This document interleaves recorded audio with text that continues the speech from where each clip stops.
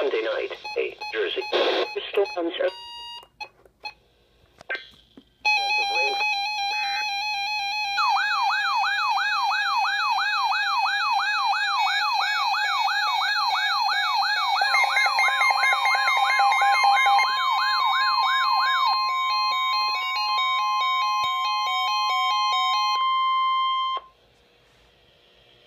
The National Weather Service in Upton, New York has issued a severe thunderstorm warning for western Orange County until 10:15 p.m. At 9:22 p.m., National Weather Service Doppler radar indicated a line of severe thunderstorms capable of producing damaging winds in excess of 60 miles per hour.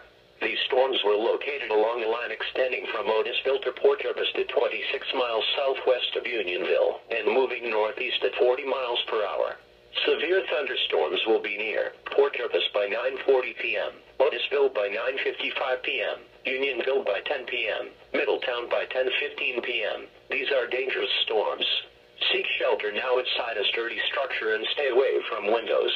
Repeating, a severe thunderstorm warning has been issued until 10:15 p.m. for the following county: Orange, New York.